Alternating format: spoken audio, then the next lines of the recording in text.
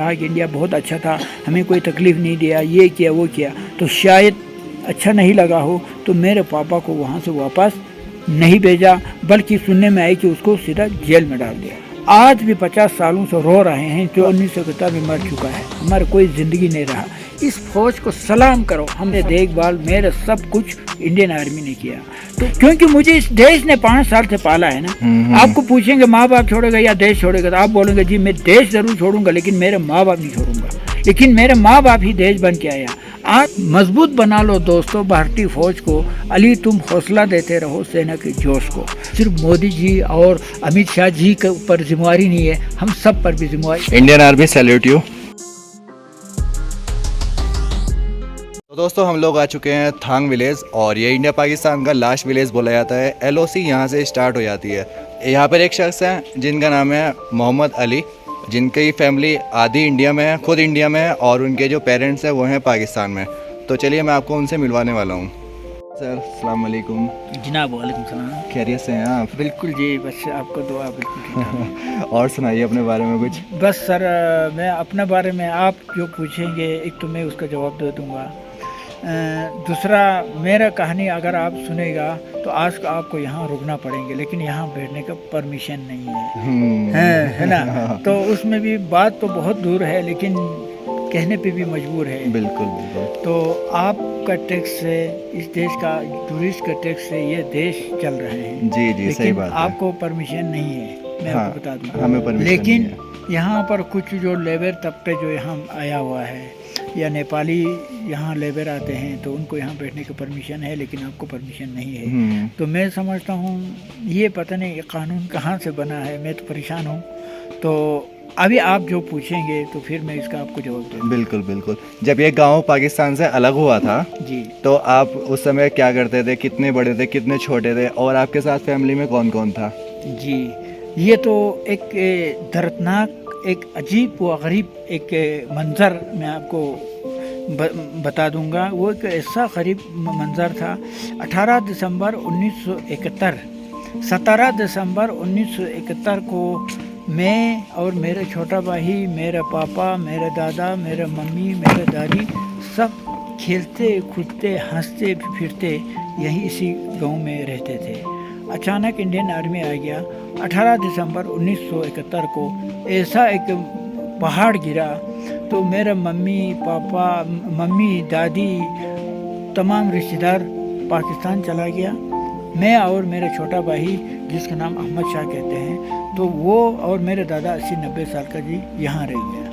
यानी आप 3 लोग यहाँ पर रह चुके थे। जी। बाकी आपकी जो फैमिली थी वो पाकिस्तान चली गई थी। उस समय आपकी उम्र कितनी थी? मेरी उम्र 18/3/1966 का मेरे पैदाइश है। तो 5 साल उम्र थी आपकी। तो आपको तो समझ भी नहीं था कि हो क्या रहा है, क्या हो क्या, कुछ समझ नहीं आती। जी जी। तो उस वक़्त सिर्फ मुझे एक चीज़ याद आते हैं कि मुझे थोड़ा सा याद ये है कि इंडियन आर्मी अपना सर में टोपी पहनकर एक वर्दी लगाकर हथियार लेकर आते हुए मैंने देखा है।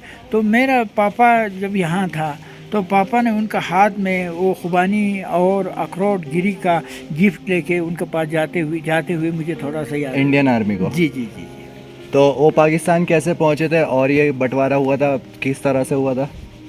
जी, ये बंटवारा एक ऐसा है जी, जैसे 1971 की जो आपका जंग हुआ है। तो मैं हर किसी टूरिस्ट को एक चीज़ कहते हैं, 2 हिस्ट्री है यहाँ पर। एक चुलुंखा गांव में जो फर्स्ट जंग हुआ है चुलुंखा गांव में हुआ है।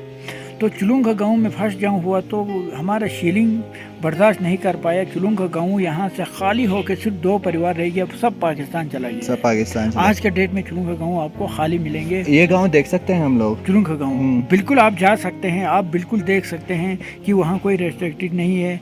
तो वहाँ पर आज नए लोग आके बैठा हुआ है, वो अपना अपना घर अलग से बना रखा है।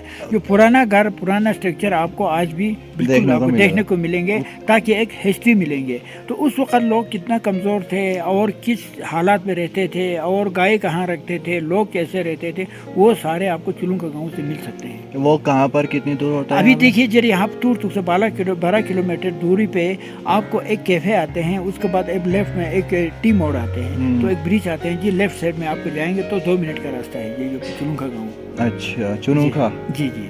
अच्छा, तो वहाँ पर कोई रोक टोक तो नहीं है ना वहाँ पे जाने नहीं के नहीं लिए? नहीं नहीं जी, वहाँ तो हो ही नहीं सकता, क्योंकि यहाँ से पीछे जा रहे हैं तो एक एरिया है आगे आपका आर्मी एरिया जाते हैं, वहाँ तो आर्मी बैठे हैं, वहाँ जाने नहीं देगा। बाकी गांव में जाने के लिए कोई आपको रोक टोक नहीं है। कोई रोक टोक नहीं है। जी। अच्छा अच्छा अच्छा। जी। और अभी आपकी फैमिली में कौन कौन है इंडिया में? जी, इस वक्त सर मेरे फैमिली में मेरे 5 लड़की है, 2 लड़का है। तो उससे पहले मैं आपने तो शुरू में पूछा था कि मेरा गाँव का अपना पर्सनल हालात। हाँ। तो जब 1971 के जो जंग हुआ था जी, आपको जंग होने के बाद चुलुंगा गांव यहाँ से निकल गया, भाग गया। भागने के बाद अब इस गांव में बहुत बड़ा परेशानियाँ आ गया, यार चुलुंगा वाला पूरा जा रहा है, अब हम क्या करें।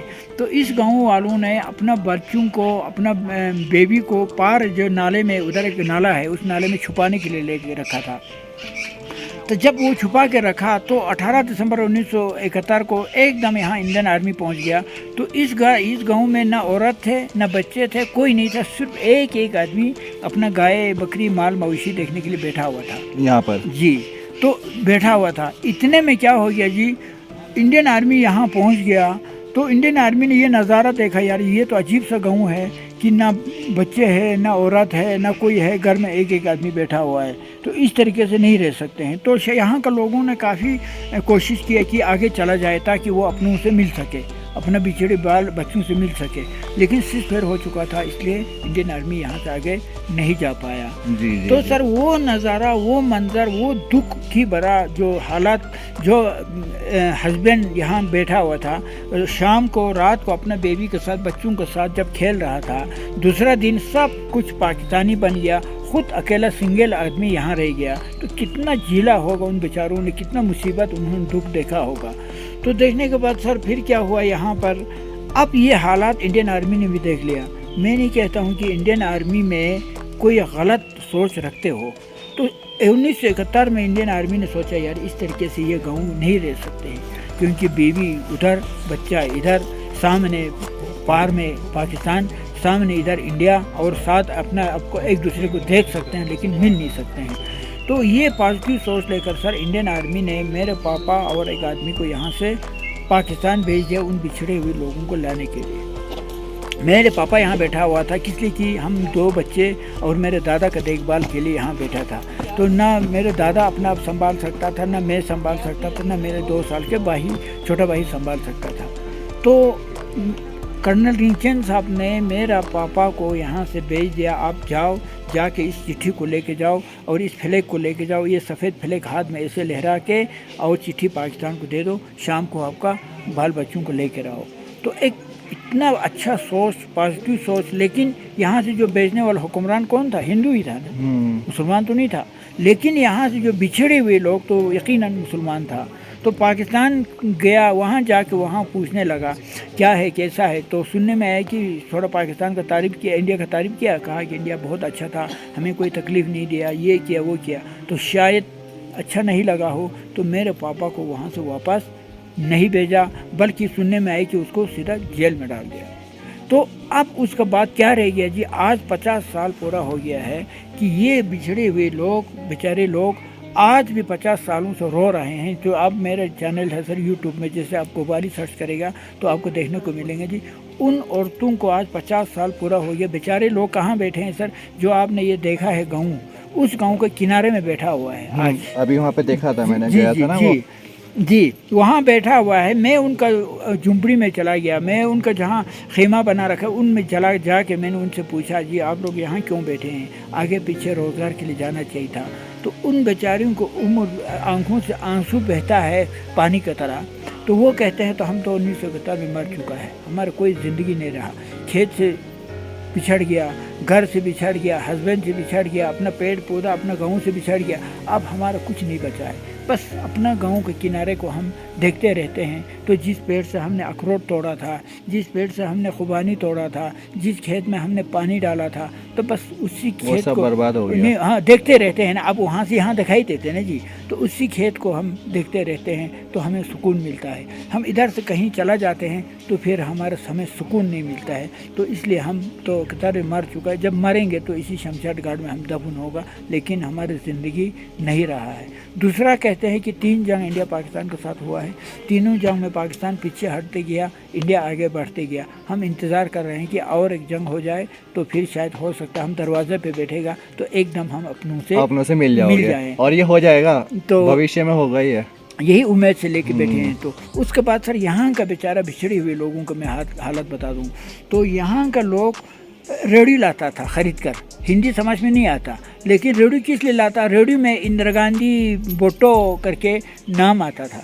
आने से इनका दिल में ये सोचते हैं यार इंदिरा गांधी कहीं रास्ता खोलने की बात कर रहे हैं, बोटो कहीं हमारे बिछड़े हुए लोगों को वापस देने वाली बात कर रहे हैं। बस इनके दिल में यही उमंग लेकर ये बेचारे लोग इधर से अपना गाँव देखकर हर किसी आने वालों को, जी इसमें मेरे बेबी बैठा है, इसमें मेरे बेटा बैठे हैं, बस यही तमन्ना। लास्ट टाइम कब मिले थे आप? मैं 2014 में मिला था जी। 2014 में जी। और किस तरह गए थे, यहीं से गए थे? नहीं, अटारी से वीज़ा वगैरह लेके? वीज़ा बना के गया था जी। तो उसके बाद से यहाँ का एक मंज़र मैं आपको ये भी बता दूँ कि जब मैं 2014 में 15 में जाके 16 में यहाँ मुझे पाकिस्तान से फ़ोन आया, कहा कि आज बाही का शादी है, आप देख लेना। तो शाम के टाइम तो मैं यहाँ से थोड़ा आगे जाके मैंने देख लिया, तो यकीनन मैं तो 1 साल इनके साथ बैठ के आया था, तो मेरे सारे रिश्तेदार वहाँ पर है, तो वहाँ से टॉर्च लगा रहा था इस तरीके से। शायद किसी ने कहा मेरे चाचा देख रहा है, कोई मेरे मामू देख रहे हैं, कोई इस तरीके से टॉर्च लगा रहा था दे धड़ाधड़। तो फिर मैंने सोचा यार मैं टॉर्च लगा दूँ तो चारों तरफ फौज बैठे हैं तो एक्शन होगा, भाई इंडिया से टॉर्च आ रहे हैं, पाकिस्तान से टॉर्च आ रहे हैं, क्या कर रहे हैं, क्या हो रहे हैं। तो थोड़ा देर बाद मैं देखते रहा तो मुझे एकदम मेरा दिमाग ख़राब हो गया। मैंने सोचा यार क्या ज़िंदगी है, तो मिल नहीं सकता है, हाथ नहीं मिला सकता है, तो अगर वहाँ शादी हो रहा है तो अब यहाँ देख भी नहीं सकता है, इससे अच्छा तो जेल में जाके आराम से बैठेंगे तो कम से कम कहानी लिखते तो रह सकते हैं। तो मैंने सोचा इससे बेहतर मैं जेल में ही जाके बैठूँ। सही बात है ना, बिल्कुल। ये सोच लेकर फिर मैं घर में आया, आके मैंने 2 टॉर्च उठाया, उठाने के बाद मैंने टॉर्च लगाना शुरू कर दिया। जब मेरे टॉर्च आ गया तो अब तो वहाँ से तो टॉर्च आना ही था, क्योंकि 1 साल में इनके पास बैठ के आया था। पूरा गाँव से जगमगाने लगा, बोला इधर से टॉर्च आया, उधर से टॉर्च आया। अब शायद कोई कहा मेरे मामू देख रहा है, कोई कहते मेरे चाचा देख रहा है, कोई कहते मेरे बेटा, मेरे मम्मी, बहुत टॉर्च आया। तो पूरा मतलब एक अजीब सा माहौल बन गया। तो फिर मैं डर के मारे टॉर्च बंद करके फिर मैं ज़्यादा इमोशन भी हो गया, यार क्या ज़िंदगी हुआ है, बाही के उधर शादी हो रहा है, आज यहाँ मिल नहीं सकता है, क्या ज़िंदगी है। मायूस होकर मैं घर में आया। अब तो मुझे पुलिस में आएंगे, जेल जाना तो तय है, तो पुलिस आएगी। रात गुजार गया, कोई पुलिस नहीं आया। तो मैंने सोचा यार ये तो कम से कम पूछने के लिए कोई तो आना चाहिए था, नहीं आए, क्या हुआ सोचकर मैं उस घर में गया जहाँ से मैंने टॉर्च लगाया था। तो मैंने उनसे पूछा, तो भाई फौजी आया था क्या? बोला हाँ 2-3 फौजी आया था। पूछा, बोले क्या ये लाइट था, कैसा था? तो गोवाली के बाही का शादी था, तो गोवाली ने यहाँ से अपना शादी में एंजॉय किया है। तो यही मैंने फौजियों को बता दिया। वही रिपोर्ट सीओ साहब को ले जाके दे दिया, बस सर इस तरीके से गोवाली के बाही की शादी था, इसलिए गोवाली ने टॉर्च लगा दिया। तो सर हफ्ता 4-5 दिन बाद मैं सीओ साहब का, अभी जो फ़ोटो उधर लगा वही सीओ साहब है। जब तो सीओ साहब का ऑफिस में गया तो मुझे अभी भी याद है, सीओ साहब अपना कुर्सी से उठा और मुझे गले मिलाया। गोवाली आज मैं बहुत खुश हूँ कि आपने अपना बाही का शादी में एंजॉय किया। मैंने सुना कि आपने यहाँ से टॉर्च लगा दिया, वहाँ से आपका बाही ने टॉर्च लगा दिया। तो ये सुना तो मैं बहुत खुश हो गया। तो इसलिए हम कहते हैं कि इस फौज को सलाम करो, हम सबको इस फौज को समझ लो कि हम बॉर्डर में बैठकर इस फौज हमारे लिए क्या कर रहे हैं, ये आपने देख चुके हैं। तो उसके बाद जी मैं जब पाकिस्तान गया तो मुझे बहुत रिस्पांस मिला। आप यूट्यूब में देख सकते हैं, मेरे या फ़ोटो में देख सकते हैं, वीडियो देख सकते हैं। तो मुझे बहुत इज़्ज़त दिया, पाकिस्तान के हर किसी ने इज़्ज़त दिया। तो वो क्यों दे दिया कि मुझे फ़ौज ने एक सच्चा, अब मैंने कहा मेरे पापा पाकिस्तान चला गया, पाकिस्तान जाने के बाद हम लवारिस बन गया। तो मुझे मेरे पाल पोष, मेरे देखभाल, मेरे सब कुछ इंडियन आर्मी ने किया। तो मुझे जो ट्रेनिंग मिला था, सच्चाई का, ईमानदारी का जो ट्रेनिंग मिला था, तो वो किसने दिया था? इंडियन आर्मी ने। आज मैं पाकिस्तान में जाकर भी कहा तो अगर इंडिया को देखना है तो इंडियन आर्मी को देखना है तो अब मुझे देख सकते हैं। बेशक है सही ना। बात, सही बात तो है। इसलिए जी मैं फख्र के साथ कहता हूँ, अगर इस देश के साथ अगर किसी को मोहब्बत है तो मैं समझता हूँ मुझसे ज़्यादा किसी को मोहब्बत इस देश के लिए हो ही नहीं सकता है। ये मेरा दावा है, मैं कहता हूँ, क्योंकि मुझे इस देश ने 5 साल से पाला है ना। आपको पूछेंगे माँ बाप छोड़ेगा या देश छोड़ेगा, तो आप बोलेंगे जी मैं देश ज़रूर छोड़ूंगा लेकिन मेरे माँ बाप नहीं छोड़ूंगा। लेकिन मेरे माँ बाप ही देश बन के आया। आज मैं मेरे माँ बाप होता तो मैं एक अनपढ़ ही आदमी बनता, न स्कूल होता था उस वक़्त, ना कुछ होता था। आज मैं किसी भी लैंग्वेज में, हिंदी हो, इंग्लिश हो, बल्ती हो, अरबी हो, फारसी हो, हर लैंग्वेज में मैं अपना आप मजबूत हूँ। तो मैं इसलिए कहते हैं कि एक कविता के साथ मैं आपको कहते हैं एंड ही कहो सर, तो हम कहते हैं सलाम मोहब्बत भारतीय फ़ौज को, मेहनत से सद्भावना चलाने के जोश को, चोटियों के सर पे मुस्कुराने के होश को, ज़रूरत पे ताकत दिखाते हैं दोस्त को, मुसीबत में उठाते हैं गमगीन की बोझ को, मोहब्बत से तब्दीली कराते हैं सोच को, सीओ ब्रिगेड आते हैं हर महफिल में हौसला देने अपने दोस्त को, खिदमत गुजार भी करते हैं बोस को, मजबूत बना लो दोस्तों भारतीय फ़ौज को, अली तुम हौसला देते रहो सेना के जोश को। तो इसके साथ में और एक छोटा सा कविता आपके साथ जोड़ते हैं।